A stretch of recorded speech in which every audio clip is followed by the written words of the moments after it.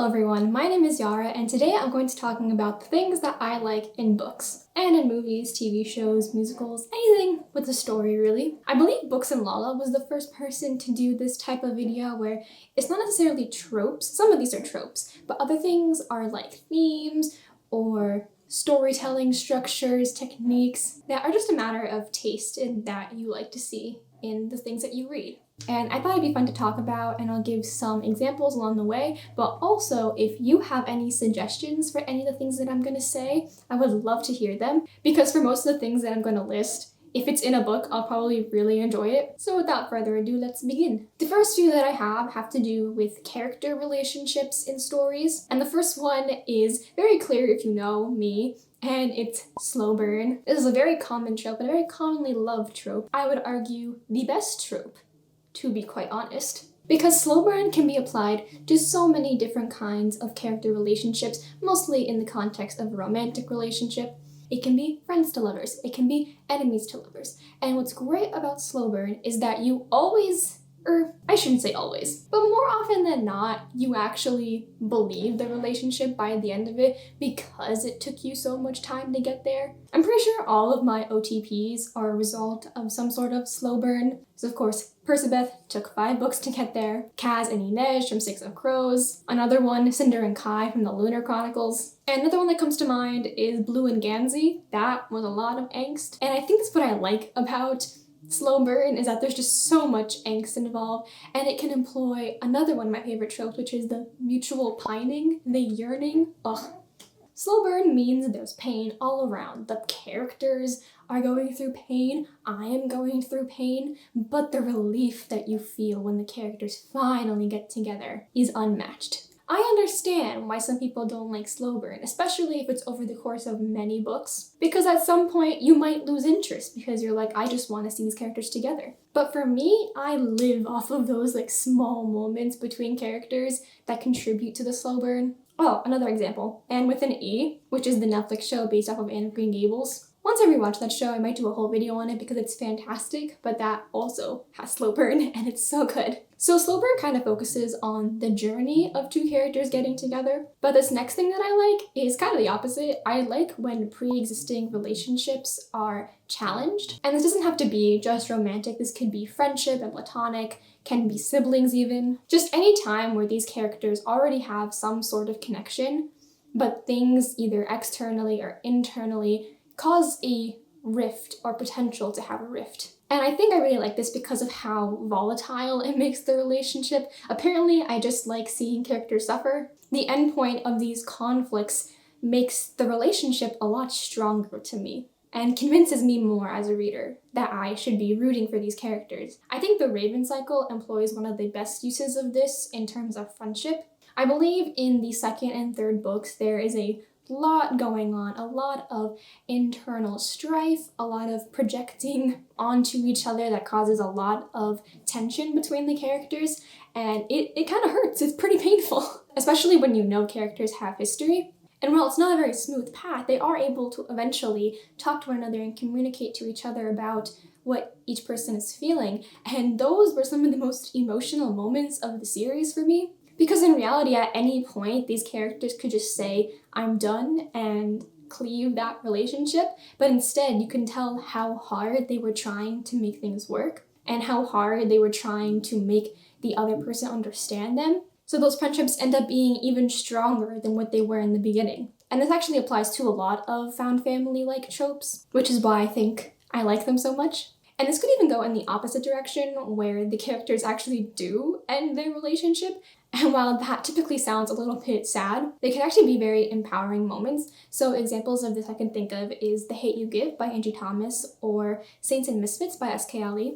In The Hate You Give, the character kind of has to interrogate a certain relationship they have with someone who they thought they were friends with, but has actually been harmed a lot in the process. And in Saints and Misfits, it's almost kind of like this idealization versus reality situation where the character has to look at what they actually want versus what that relationship would potentially give them. And even though in an ideal world we want them to fix whatever is potentially bringing them apart, I think it's a great point of character growth when the character is able to choose themselves and what they need in that situation.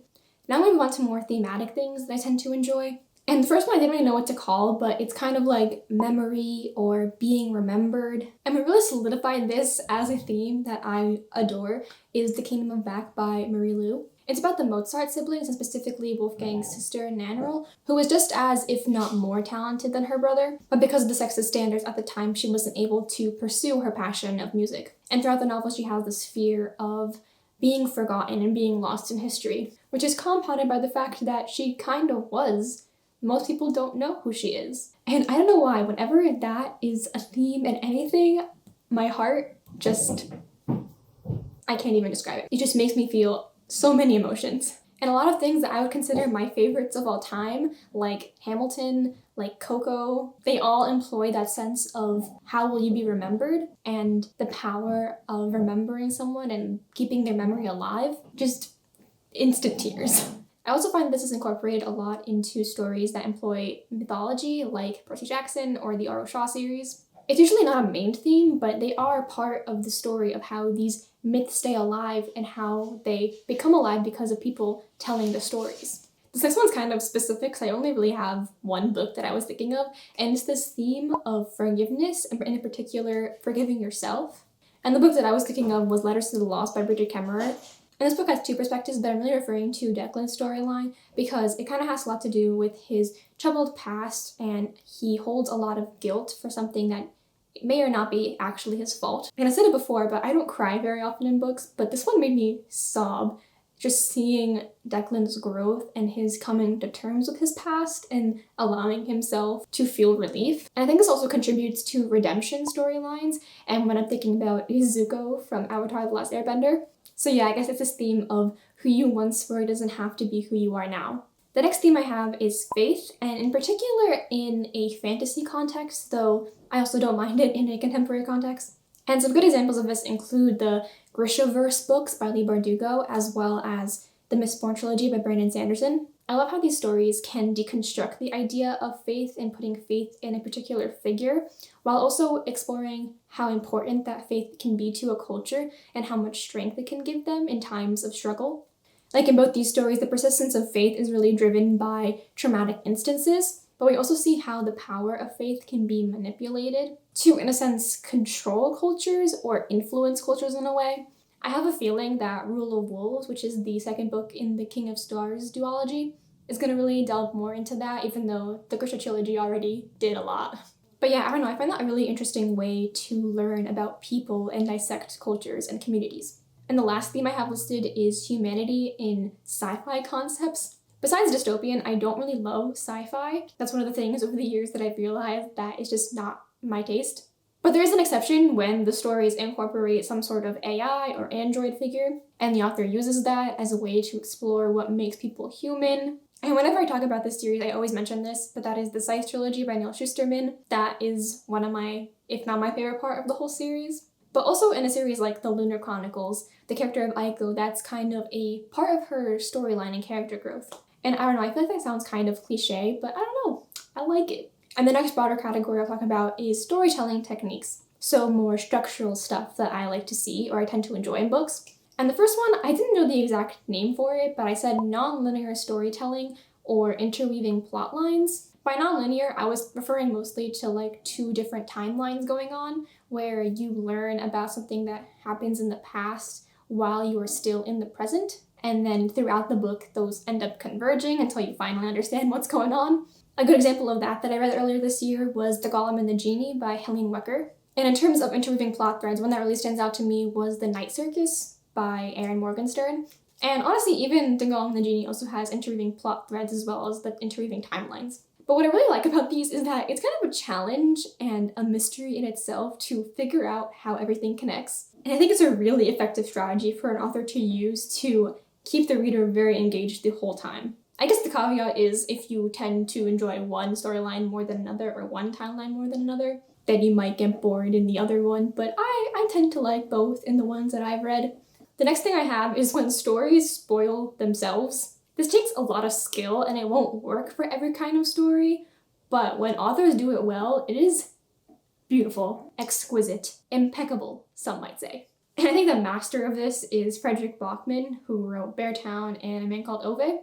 I think what's really interesting about stories that spoil themselves is that a lot of times when they spoil themselves, they don't spoil everything. So you get this hint of like, oh, that happens at the end. But it makes you intrigued enough that you need to know how it happened and how everything went down. I wanted to make a video about whether spoilers matter to stories. I don't know if I'll still make that video, but essentially, Frederick Backman was a case for why they don't matter, because you could say every plot point that happens in a Frederick Backman book and yet still be totally consumed by reading it, because it's not really the point to know what happens, it's to learn how it happens. Another really popular thing that utilizes this is Hamilton, or even any well-known historical story, kind of like The Kingdom of Back. Things where you know what's gonna happen at the end. You know Hamilton is gonna get shot. Historically, we know that, but also in the first song, it tells you that. And I also think it's a really interesting way to allow the reader to find the instances of foreshadowing or thematic links throughout the story. So for Hamilton, the idea of my shot.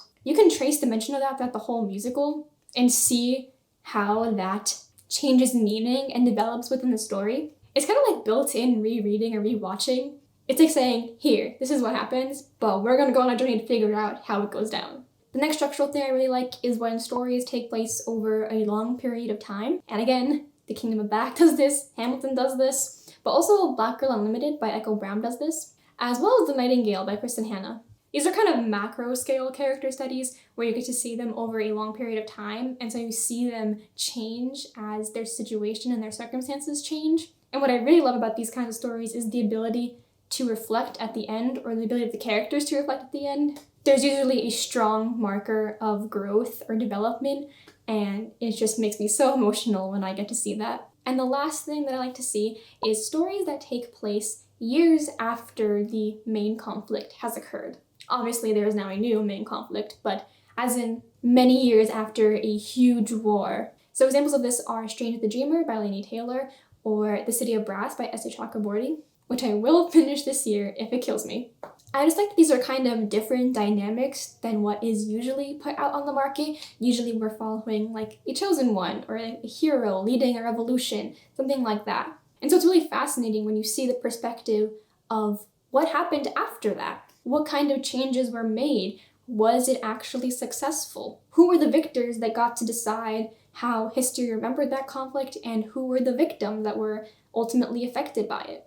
And a lot of times with these stories, there are multiple victims, which is a really interesting dynamic to dissect. This is why I'm usually pretty intrigued when series that are completed have continuations. Obviously, it is a matter of execution, and it does have to do with whether the author was just doing it for a money grab or if they actually were expanding their story. But perhaps I'm naive and like to think that it's the latter. So I believe those are all that I wanted to talk about today. I'm sure that there are more things that I wanted to say. One thing I wanted to say was balls, like period drama, fantasy dance, balls, stuff like that. Didn't really know what category to put it in, but it's an aesthetic that I like. But I'm really curious to hear if you agree with me with any of these things, and especially, like I said in the beginning, if you have any recommendations. I'm trying to become more cognizant and knowledgeable about my own tastes, because I feel like for a while I just kind of read whatever. Anyways, that is all I have to say. Thank you so much for watching, and I'll see you later. Bye.